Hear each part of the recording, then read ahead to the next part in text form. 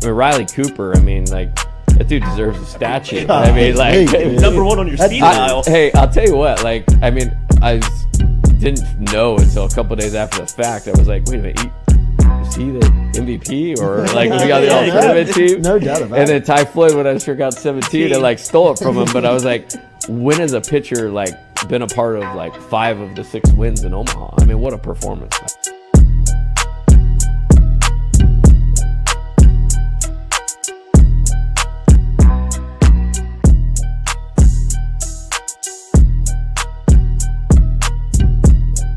Coach, it's great to meet you. Thanks, sir. Thank you for the time. Pleasure. Yes, sir.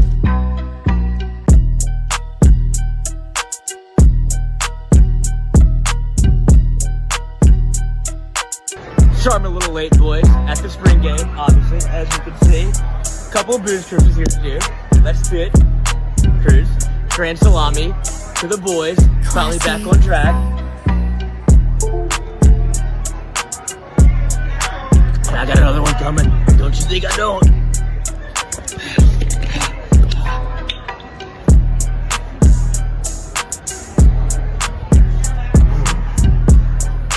And that's how we roll in Tiger Stadium.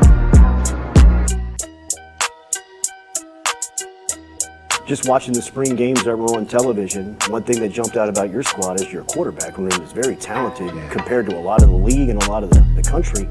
I wonder, is it easier to recruit that position when you have talent or when you don't have talent?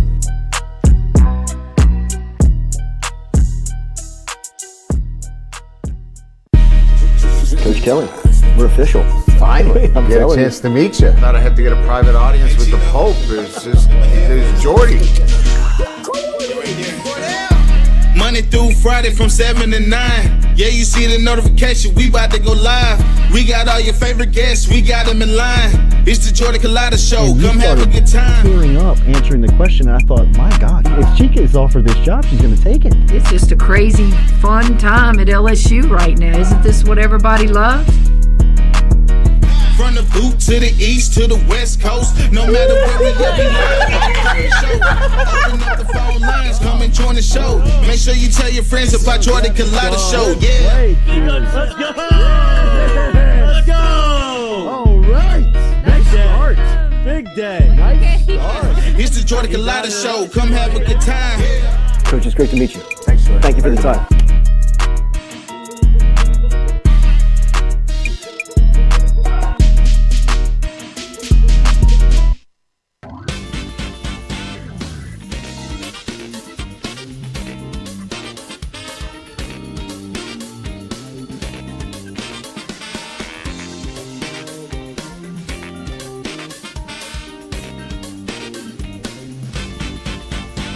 Sunday edition of the Jordy Culotta Show, live here from our Click Here Digital Studios in Baton Rouge, Louisiana. We appreciate you being here with us on this Sunday afternoon, or this Sunday morning, excuse me. Our Sunday broadcast brought to you by S&L Pest Services.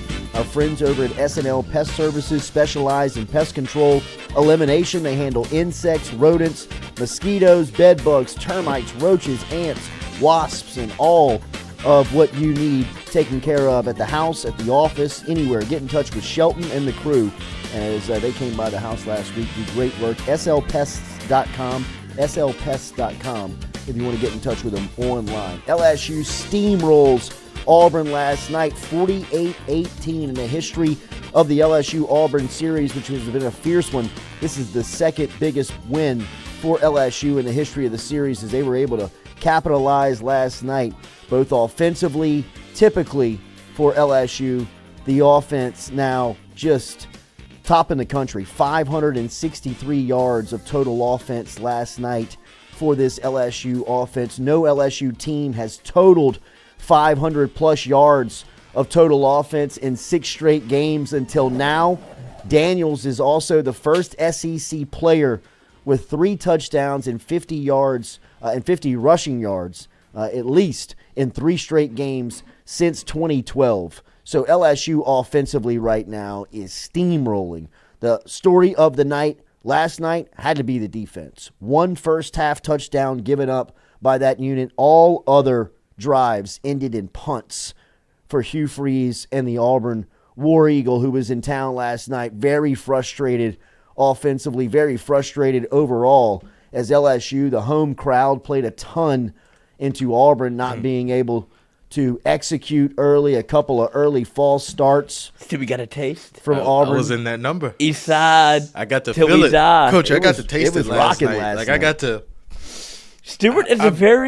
breathed it all in. He very much takes the game. I in. take it all in. I don't He try got to- dominated by some hot peanuts. Other Yeah, than I that, did. I did. I was getting whooped. But and he wouldn't admit it. He just kept eating them. I don't like to get too high or too low for Since LSU when? games. I can't, Coach. I can't. Like it brings me too. That's why deep the East into Side a- works so well for him. Right. You got to it keep the brings me to sunglasses on. It brings me to a bad place. Like when I was in the student section, yes, I'm getting way too high. Like Jordan Jefferson sucks. Like I'm getting that high. Like I'm talking shit. You'd have hated But- Kyron Lacey yesterday. I would have been talking mad shit about Kyron Lacey. Reclamation yesterday, project. But wide I was receiver. okay with what he did yesterday. It seems like he is. I mean, They worked him into that role. We Yeah. were asking for a third wideout this week, Kyron Lacey, were- after an early drop, a bad drop, Bad, terrible drop. which I thought he was going to, that was going to really kind of dictate the night for him, the way that he was able to bounce back and not only catch the ball, which has been the Achilles heel for Mario Kyron catch the Lacey, ball. but the yak, the plays after the catch, 4 catches last night for 111 and a touchdown for Kyron Lacey last night. They didn't even have it on the board for Caesars. It was a Wide a receiver- beautiful wide night receiver 3 coach. for But it seemed, but for Kyron Lacey. and I'll say this: a lot of what you saw, it may not show up. It may not show up in the stat sheet.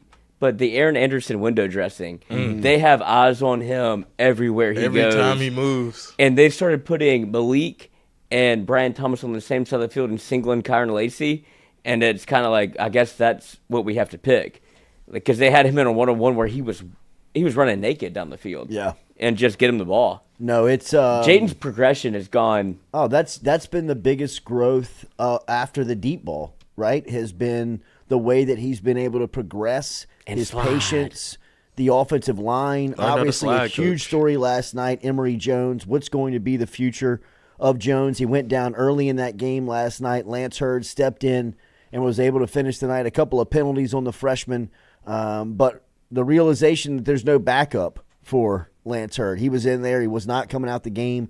I think you saw some good things. You saw some things that you could definitely coach and teach in film as they'll get going there. But the bigger story on the offensive line is what the prognosis is on Emory Jones. He was able to come back onto the field. He had street clothes on, and he also had a walking boot. I thought it was his leg when it initially happened. Stewie didn't talk for about 30 minutes when that happened. He was just That focused on the tent. I was trying to find out. They had about 50 people in there, by the way. But it was intense. I knew Intense. it wasn't a knee because he didn't Took his shoe off. Yeah, he didn't favor the knee when he went down, and then I could tell it was the ankle foot area because he did take the shoe off. Well, and then if you were watching on TV, I was watching on television. The slow-mo caught it Yeah, perfectly. a lot of people were asking Did he get where you were. I was out there.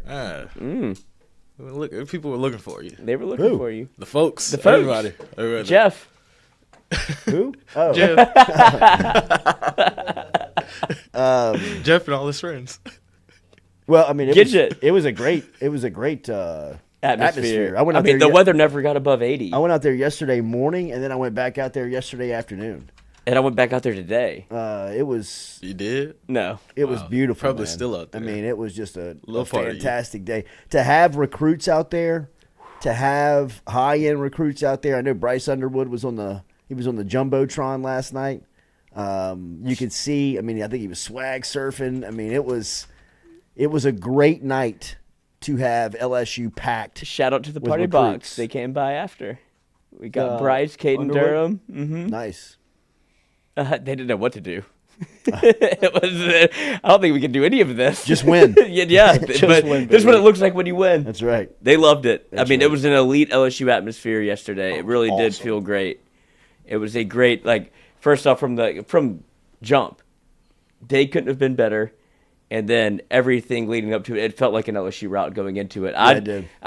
I'm the same way as Stewie is, especially after LSU baseball, where you have to play every game. You're just like, all right, I can't get too high, I can't get too low.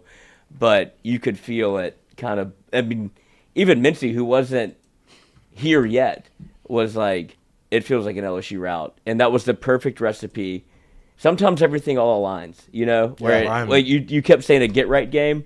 That's exactly what it was. Well, the 121st passing offense was a lot worse than the 121st passing defense. Coach. I mean, that offense is. I don't know that's elementary. I don't know what they want to do.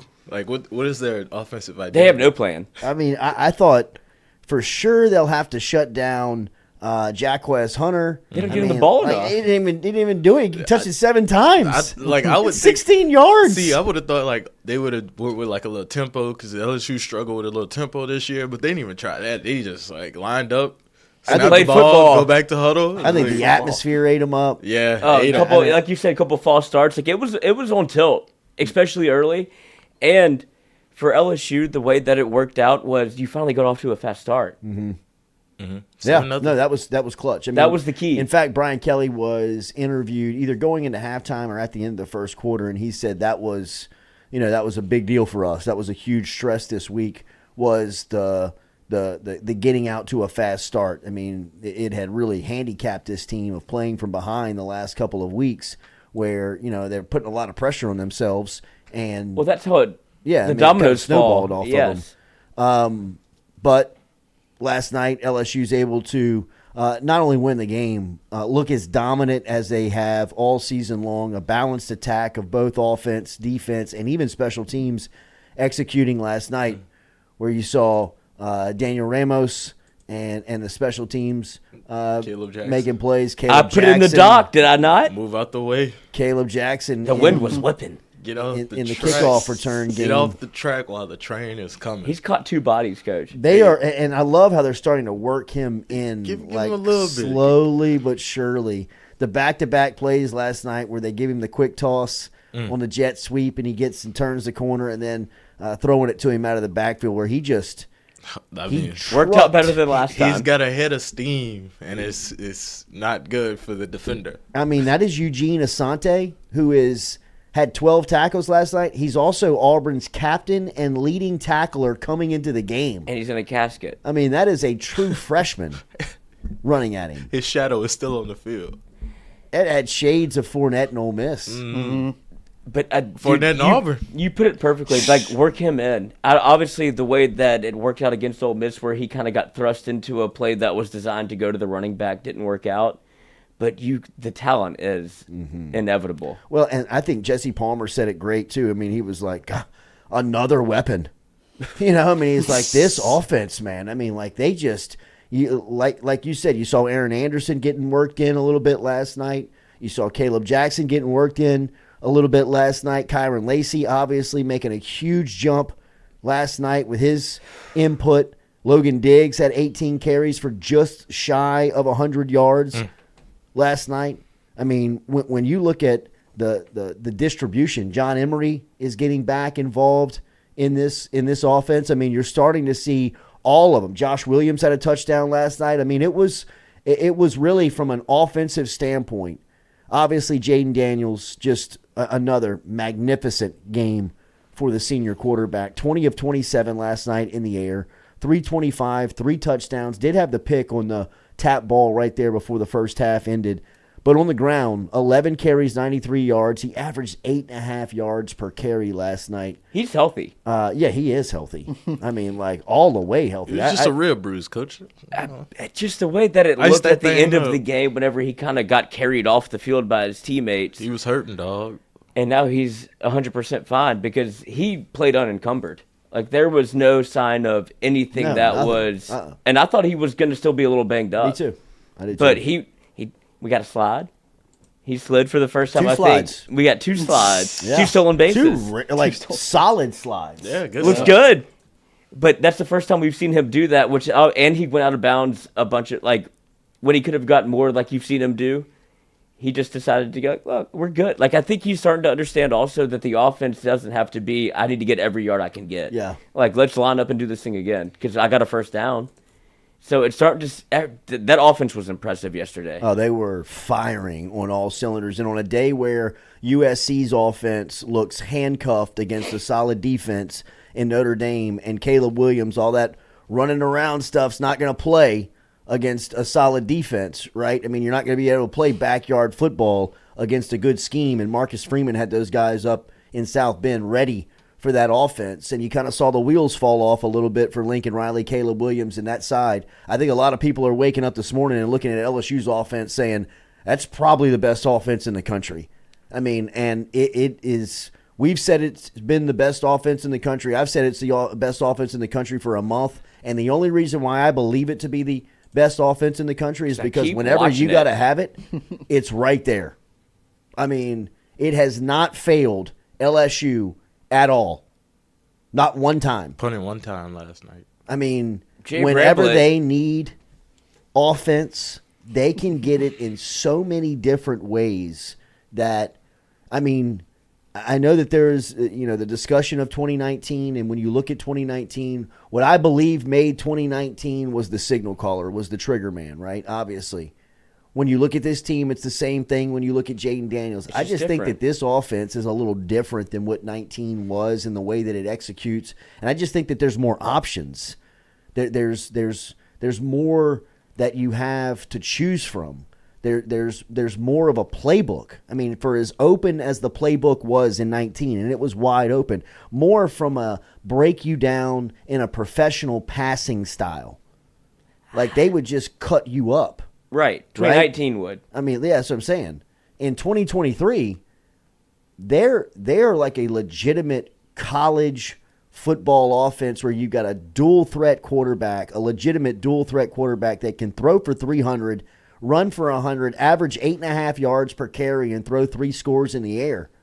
I mean, there is, if you are a defense and you are a defensive mind, I got to imagine the anxiety that you would have going into an LSU game would be unmatched to other, than any other offense that you were finding. Because it just, if you don't get it from here, like, I mean, Brian Thomas didn't, for his sake last night, I mean, he didn't do much. He had 2 catches for 7 yards.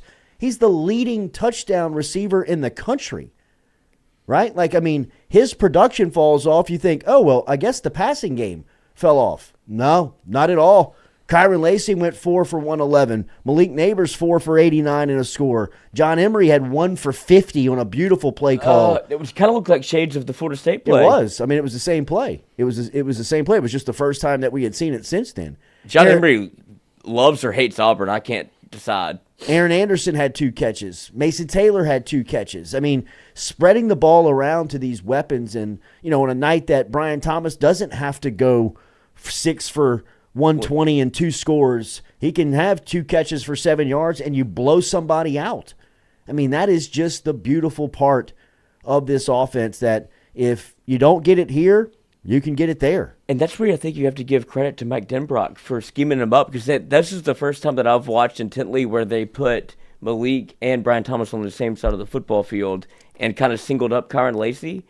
And they said BTJ might just be a decoy. Like, they trusted Kyron Lacey, and you had the drop early, but you still saw that's pitch and catch. He was running naked down the field.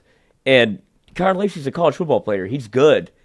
You're going to have to live and die with some of those drops, but to go from being what we were saying as a blocking wide receiver to having 100 yards and a touchdown shows the multitude and the variety of this offense. And Aaron Anderson had a great catch that resulted in like a 4th and 1. He did, yeah. But that shows he slipped on the cut. Yeah.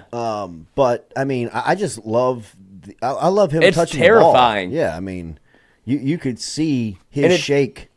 Yes. I mean, and it's not Tennessee last year where it's like a gimmick. At least it's how they're set up for this year. It's not that spreads you out and we run this one offense and this guy's the trigger man. It is. We can hit you a multitude of ways. When you have Josh Williams come in and dice you up, John Emery come in and dice you up, and then the addition of Logan Diggs is unbelievable. To get him that late in the portal and then him just insert himself into the offense, like line it up with Florida State again with these weapons. Now the LSU's found their footing. Mm-hmm. No, they have. I mean, they found their identity, and hopefully from a defensive standpoint, they can continue to carry over their performance. And that is, I mean, on a night where your offense goes for over 540 and puts up 48 points and has input from all these weapons, and Jaden Daniels really kind of solidifies himself as a true Heisman candidate here at the midway mark. Everybody else kind of struggled. Everybody else, I mean, but the story is the LSU defense. I mean, they're finally finding some type of identity. They're finally finding some type of scheme, of something that they can buy into. And look, I mean, last night 20 people had tackles for LSU. I mean, when you talk about what has been the Achilles heel for that side of the ball, I mean, tackling has to be one of the major issues. And to see that, not only are you getting guys to the ground, but you're starting to develop some depth and some numbers of guys that can get in there and play a little bit.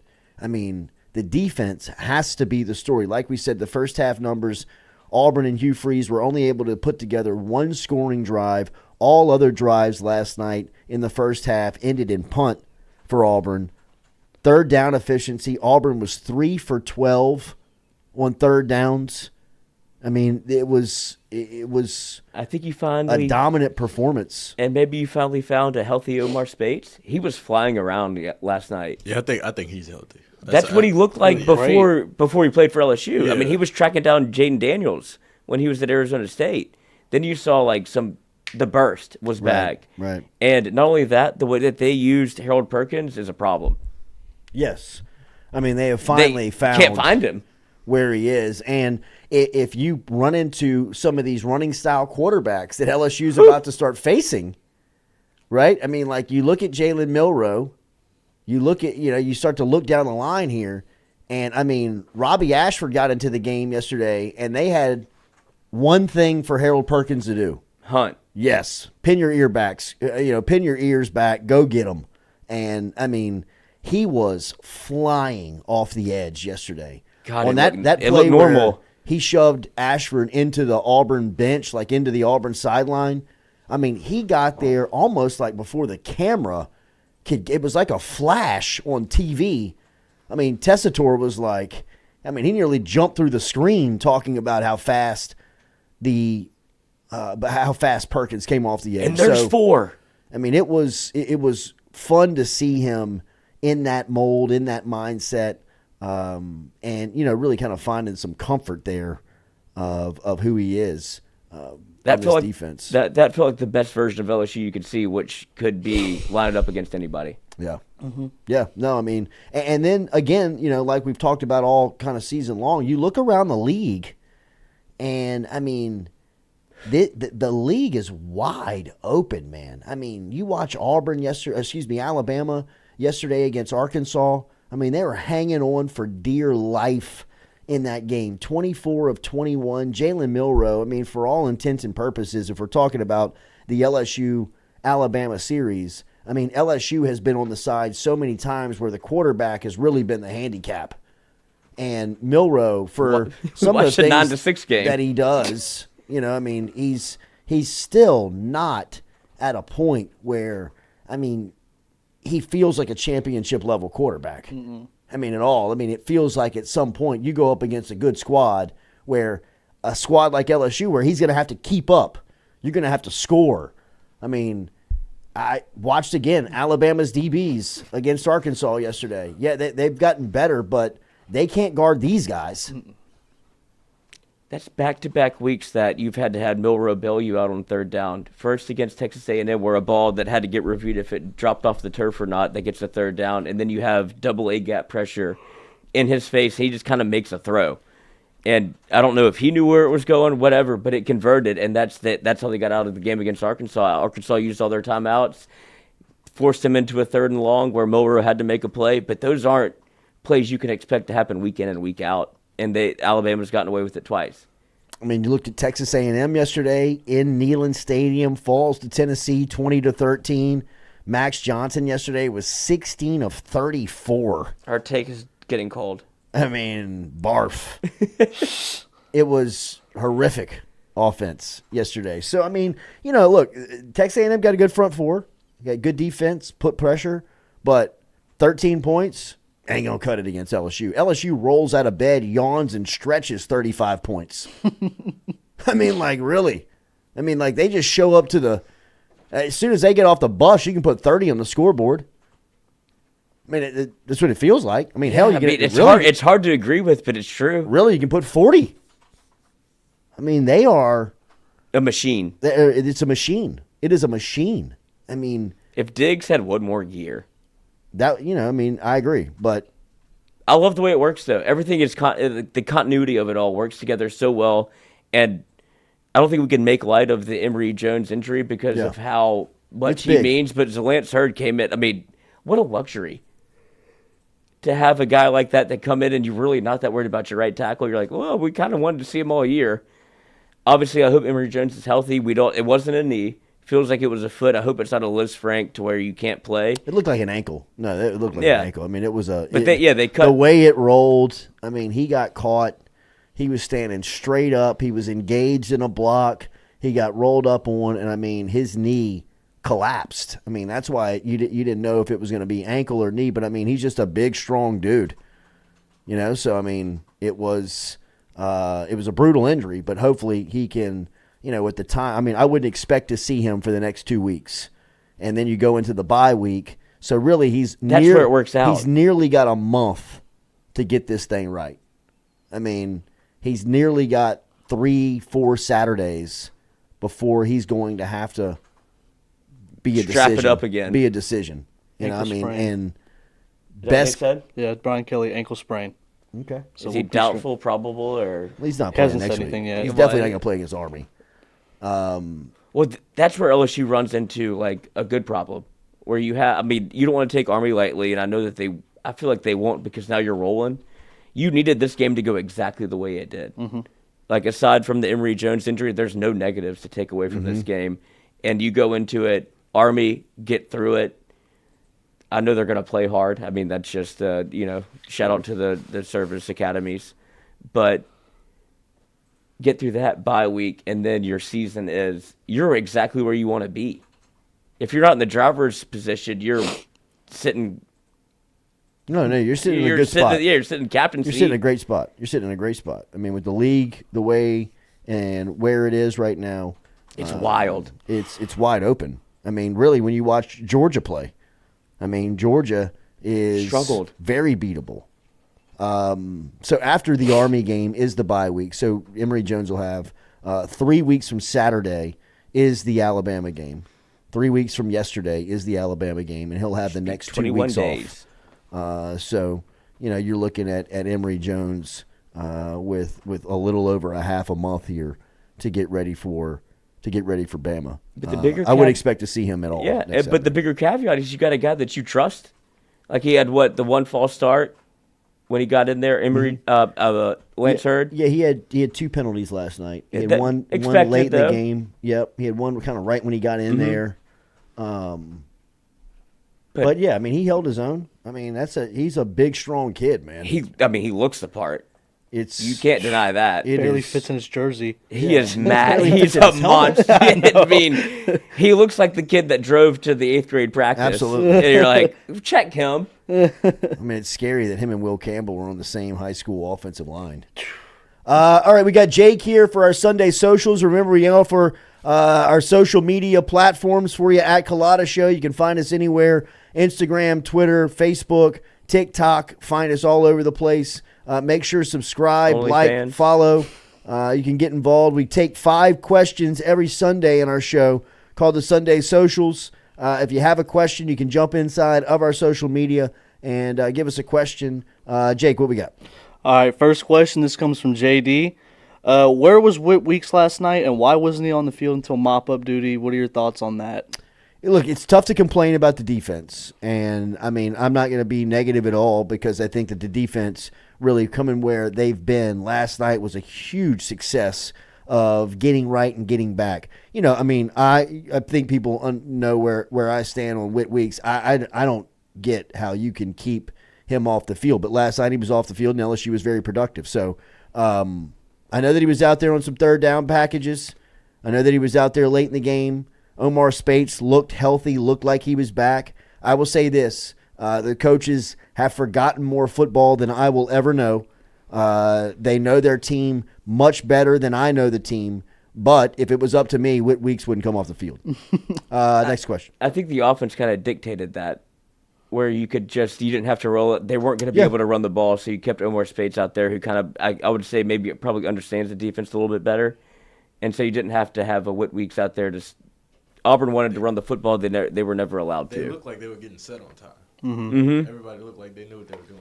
Yep. And Denver Harris coming out there on third down. Coach. Shout out Pete Jenkins. The GOAT. Pete Jenkins needs a raise right now. I mean, hire the guy. Build the statue. Make you full time. Clone him. What else we got, Jake? All right, this is from Jim. You kind of just touched on this a little bit. How confident are you in Zaylen Hurd taking over at right tackle if Emory Jones had to miss an extended period of time? I mean, look, I'm high on Lance Hurd. I mean, I think that Lance Hurd there's not a lot of drop off when he steps in there. And you're talking about Emory Jones. He's one of the top offensive linemen in the league right now. He's SEC Offensive Lineman of the Week for his performance versus Missouri last Saturday. So, I mean, I am not hugely stressed about it, but I want Emory Jones back for every game that matters, because I think Emory Jones is one of your best players. I think that you can't get past 5 players on this team without naming Emory Jones of a guy that means a ton to this group. And like I said, his backup is solid, and shout out to Hurd because he stepped in a spot last night that he probably wasn't expecting to play. It was a big-time atmosphere. The lights were bright. Everybody was there, the national television, the whole deal, and he stepped in and held his own, played really well, a couple of mistakes, but look, nothing that hurt you, nothing that got you beat. But when it comes down to it, I want 50 back for Bama. And 100%. You saw like a little peek behind the curtain on Emory Jones' attitude. Like, he seems nice, but whenever he felt like he was hurt, you saw that dog when he was on the field. Like, I wanted nothing more than to play. Right. And I'm telling you, that man is a killer inside. Oh, he's a killer. He's a killer. But he's sweet. All right, something light. Next question. This comes from Trey. Who was your biggest standout on each side of the ball last night? Obviously, Kyron Lacey on offense. I thought Lacey had a huge night. And I will say, I thought Zy Alexander played. He had one of those nights where look, I mean, again, you're not going to be good. You're not going to be great from a defensive standpoint. You got to have some things happen to you. And I thought Zy Alexander last night, he had some opportunities. He had some chances to make a play, and he was able to knock the ball down. He may not have been a key performer last night as somebody that's, would get a game ball, but I just thought that his play stood out on the defensive side for really trying to gain some confidence. Competed. For him. Yeah, I mean, being able to kind of find something to grow on. I mean, obviously, I think Harold Perkins played fantastic on defense last night. I thought Jordan Jefferson played fantastic on defense last night. It was good to see his rep count start to extend and start to go up. That rotation that they found on that front four looks like that. It's Pete Jenkins. I mean, shout out to Pete Jenkins. He's doing really good work. So I would say Jordan Jefferson, but Zy Alexander is a sleeper of a guy that just he needed it, and I thought last night was something that he could probably gain some confidence in watching the film on. And I would say Denver Harris a little bit, just that, like the way that they're moving the defense around. You saw him coming in on third down packages where it was, okay, go be you. You don't have to think. Go play whatever coverage you have assigned to Denver Harris. He was coming in on obvious passing downs where, okay, this is where we trust you. I think that's that's a coup for Denver, and that's a coup for the defensive staff to be. You can't keep him off the field, but if you don't trust him on first and second down, at least put him in positions to win. Yeah, and that was great. Yeah, I mean, I'm with you. I think that. They had opportunities. A plan. Yeah, felt like a plan. They did. All right, next question. This comes from Paul. What position group on defense have you seen the most improvement from over the last few weeks? Probably linebackers. Mm-hmm. Yeah, I mean, I think the linebacker play. Defensive line. Yeah, I mean, they're still figuring this rotation out. But, I mean, if that's the rotation last night, they're good. I would still say, where's 16 at? I mean, I saw him play with his hand in the dirt last week versus Missouri. I love that, using his big body to plug some holes or, create some push with his athleticism. I mean, I know he was out there a little bit on third down last night. It's tough to complain about anything that the defense is doing, and I don't want to complain. I don't want to be negative because I think that massive win. It's a huge confidence builder. It's a lot of positive to grow on. I still think you got options like Weeks and Womack that can really help you out and continue to improve. So I would say linebacker from the most improved spot defensively. The emergence of Perkins, finding kind of who he is, where he fits in, what his role is, has been tremendous. The kind of, Spates getting injured and Weeks stepping in shows you that they've got the ability. And Greg Penn's so solid. Mm-hmm. You know what I mean? Like, he just, to me, he's in the right place. He's going to make the play. He had a chance, I thought, last night to recover a fumble. But, outside, he's just, always, you just don't have to worry about him. Right. And I would say maybe if you want to go just throw one out there, running back room, to see Josh Williams just get a carry and be ready always. John Emery is the most curious thing I've ever seen. He plays no snaps last week. Then you get him in extended drives twice. It's just an interesting dynamic that they have with John Emery, that you can see the playmaker in him. Like, they're going to get him drafted. But it's just so interesting to see that running back room evolve, I guess, where you don't have to use Logan Diggs every play. And then, obviously, you got to throw your flowers to Kyron Lacy. Yeah, no doubt. Kyron Lacy was huge last night. He was the game. He was great. All right, next question. This one's interesting. This comes from John. How far do you think this LSU team or offense could have gone if they had 2019's defense? Same. Yeah, look, I think that if they can develop this group into what we talked about last week, a lot similar to what 19 was. 19 wasn't a good defense, really. What 2019 was, they were opportunistic. They had the ability to take the ball away. They got off the field on third downs. They did a few things good. And what they did good, they specialized in. They had key playmakers everywhere. Right? You had a shutdown corner in Stingley. You had a big-time player up front in Shelvin. You had guys in the second level like Patrick Queen that you could count on that could make plays. So they had, pros. All those guys got paid to play. But they were opportunistic. And I think this chance has that ability. They're not going to be in any type of game like they have been the previous 5 weeks for the next 5 weeks. Really. I even look at Georgia. If LSU can find a way to get to Atlanta and play Georgia. Look at Georgia in the last 2 weeks. They struggled against Auburn. They struggled against Vanderbilt yesterday. They lost Brock Bowers yesterday. And that offense and the team is totally different when he's off the field. That's their identity. They couldn't. It was score for score with Vanderbilt. You don't want to get into that game with LSU. Nobody in the country wants to get into that game with LSU, where you got to score to keep up. It is a recipe that leaves you very vulnerable. Even the teams with the solid defenses. Look what happened to Oregon yesterday against a killer offense. I would say that LSU and Washington have the best two offenses in the country after watching Washington play yesterday. Mm-hmm. That's a SEC defense that came in with a plan to knock them off. Like they were coming in to brawl. You could see it. Dan Lanning was pacing up and down the sidelines. His guys were flying around early on. He was coming to try and establish some sense of order. And good on Washington. They fought through that stuff, threw haymakers back. Penix had the ball late in the game, made a play, they win. I look at LSU's offense in the same sense of the light, where, if you need them, they're going to be there. That's the same what I'm talking about with Washington yesterday. They had to have Penix at the end of the game. They had to have him put that drive together and get those points to win. To me, if LSU's put in that situation where they got to have them.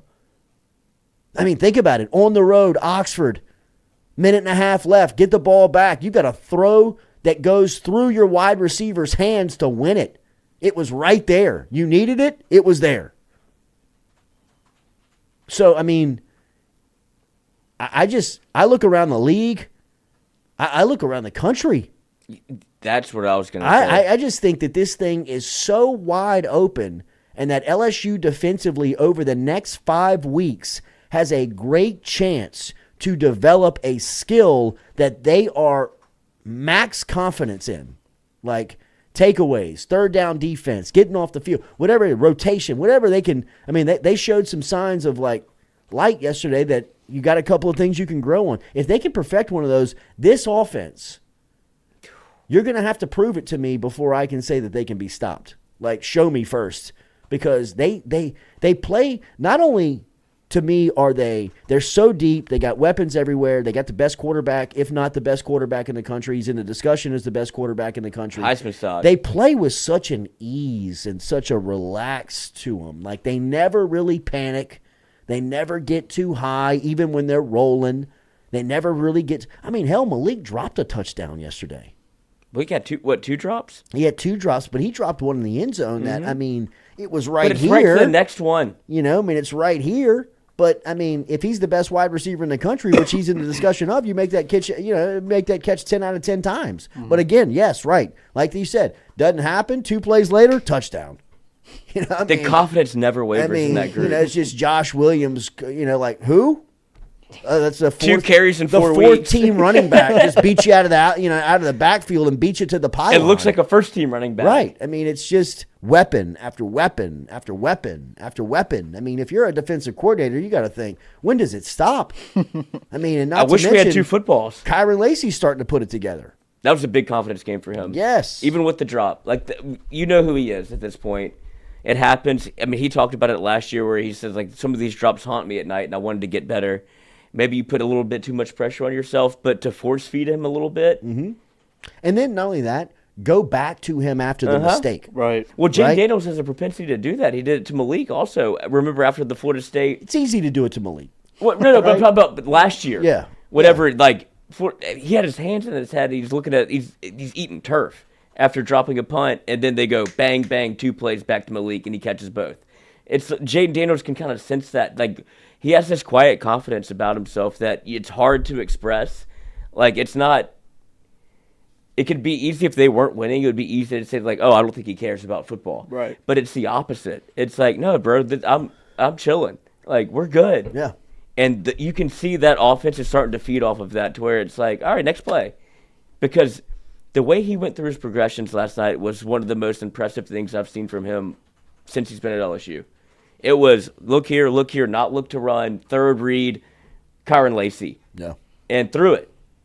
Instead of doing what did we see at Florida State last year? If we want to go all the way back to that, it was first read, go, first play of the game, 25 yards, I'm taking off.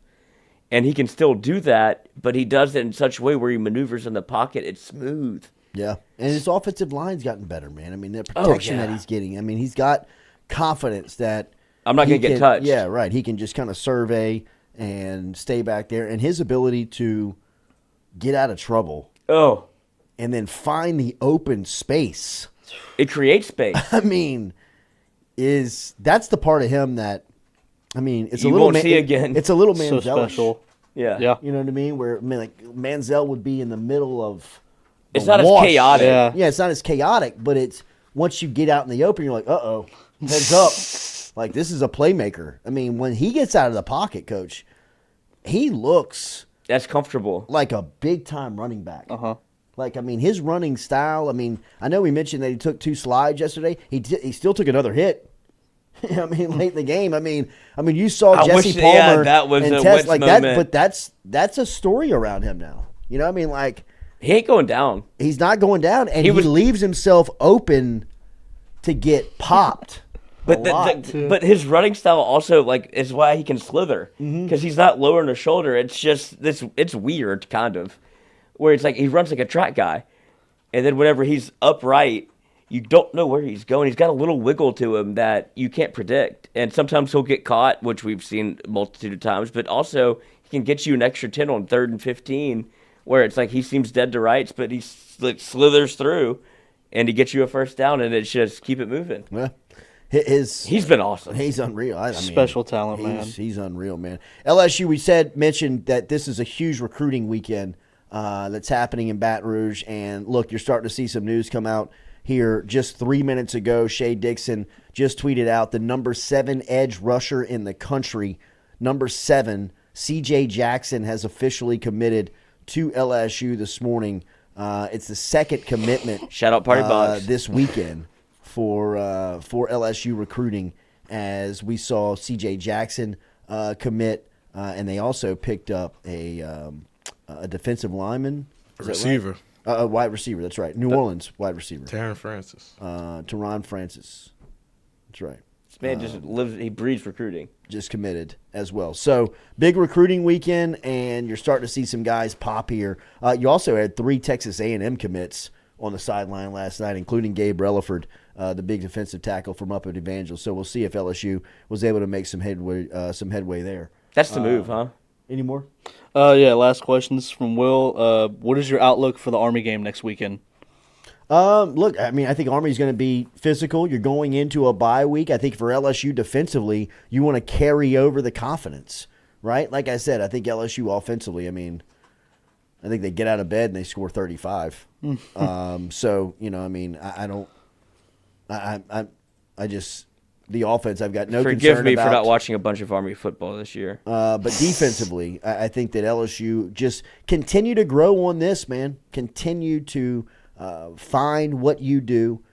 Continue to perfect your rotations, your depth, and creating an identity, you know, like for whoever you're going to be. And, you know, again, last night LSU was able to be opportunistic on defense and get off the field in some key situations early on. Only 1 score for Hugh Freeze in that offense in the first half. All other drives ended in punt. A lot of those 3 and out. So this LSU defense really starting to make headway as far as improving every week. It feels good to be here on a Sunday and not really complaining about a lot. Hopefully LSU can keep that going into the week. Thank you for getting involved on our social media and our Social Sundays segment. Remember, you can hit Jake, Noah, and the crew up on social media anywhere. At Culotta Show is the tag if you want to just hop aboard and get your questions in for Sundays, or if you want to hop aboard tomorrow. I've already confirmed we are going to have Billy Embody on tomorrow morning, so we will get a recruiting recap with Bill as we saw a couple of commitments pop here this morning. We'll also ask him about the weekend with Bryce Underwood. Caden Durham was in town. A lot of the crew and the recruiting staff working overtime this weekend as it was a big event on campus. Expect my check in the mail. Remember, SNL Pest Services bringing you our Sunday show. Get in touch with Shelton and the crew. Professional expertise for your pest control needs. You can book online at slpests.com. They are a family-owned and operated business. Excellent customer service. Company specializes in pest control elimination, insects, rodents, mosquitoes, bed bugs, termites, roaches, ants, wasps, anything over at your house, anything at your office that you need help with. Get in touch with S&L Pest Services. Online, slpests.com, or call Shelton and the crew today at 225-262-0496. Plainsman Tigers. S&L Pest Services, SL Pest Services. All right, thank you for everybody getting involved here on this Sunday. Have a great weekend. Saints and Texans today. Under. Yes. 42.5. Ride the under. That's in Houston? Yep. Yes. In Houston? Yep. Yes. So LSU, New Orleans coming up at noon today. Oh, it's in New Orleans? I don't think so. I thought it was in Houston. I think it is in Houston. Yeah. Let me go check. Yes, Jake. Check. Stat boy. Tony Reale. I feel like it's in Houston. Yeah, it is. Yeah, I would have put a gun because they in play my Thursday head. night in Jacksonville. Yeah. They play Thursday night in New Orleans. They play and Jacksonville. we have a winner. Yes, we do. All right, thanks for everybody being here. Like, share, comment, hit that subscription. We're back with you tomorrow morning, 7 a.m. No hot peanuts for Stewie. No matter where we That at, man we was live, dying. mic'd up for show. Dude. Open up the phone lines, come and join the show. Make sure you tell your friends about Jordy Culotta show. Yeah, Monday through Friday from 7 to 9. Yeah, you see the notification, we about to go live. We got all your favorite guests, we got them in line. It's the Jordy Culotta show, come have a good time. Monday through Friday from 7 to 9. Yeah, you see the notification, we about to go live. We got all your favorite guests, we got them in line. It's the Jordy Culotta show, come have a good time, yeah.